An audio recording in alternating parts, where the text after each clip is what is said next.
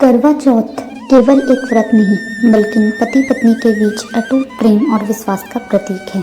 आज हम आपके लिए लेकर आए हैं करवा चौथ व्रत की संपूर्ण पौराणिक कथा, जिसे सुनने और सुनाने मात्र से ही मिलता है अखंड सुहाग और सुख समृद्धि का आशीर्वाद।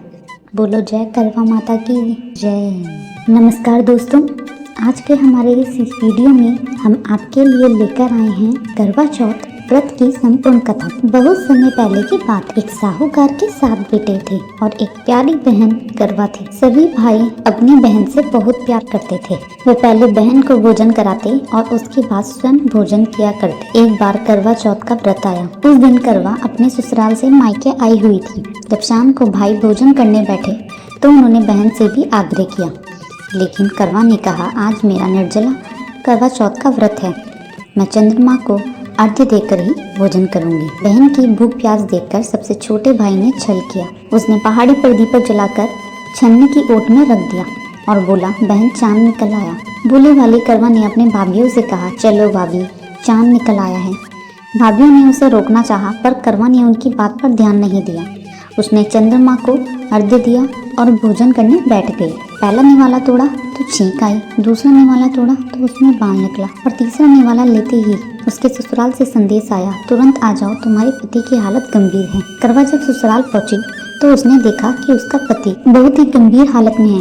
वह रोने लगी। सास ने समझाया, बेटे, रास्ते में जो भी मिले उसके पैर छूना और यदि कोई तुम्हें अखंड सौभाग्यवती होने का आशीर्वाद दे तो उसे अपने पल्लू में बांध लेना। करवा ने ऐसा ही किया, पर किसी ने उसे सदा सुहागन का आशीर्वाद नहीं दिया।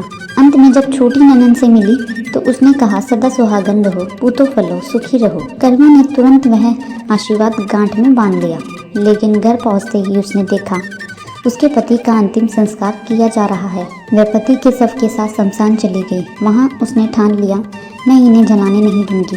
वह शमशान में ही एक झोपड़ी बनाकर पति के शव के साथ रहने लगी और हर महीने करवा चौथ का व्रत करने लगी। हर चौथ माता प्रकट होती और कहती, करवो ले करवो ले, लेकिन करवा बार बार सुहाग की याचना करती। आखिरकार अश्विन मास की चौथ माता ने कहा, तेरा सुहाग कार्तिक मास की बड़ी चौथ माता ने लिया है।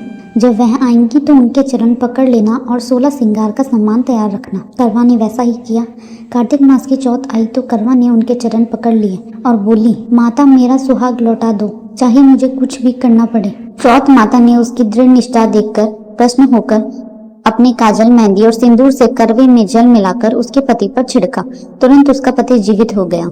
साथ ही माता ने झोपड़ी पर पैर मारा और झोपड़ी भव्य महल में बदल गई। जब उसकी छोटी ननंद आई तो उसने देखा भाई जीवित है और झोपड़ी महल बन गई है।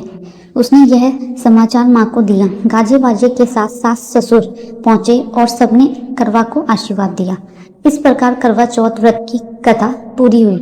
जो भी स्त्री श्रद्धा पूर्वक यह कथा सुनती है उसे अखंड सौभाग्य और दीर्घायु पति का वरदान मिलता है। तो बोलो करवा चौथ माता की जय हो।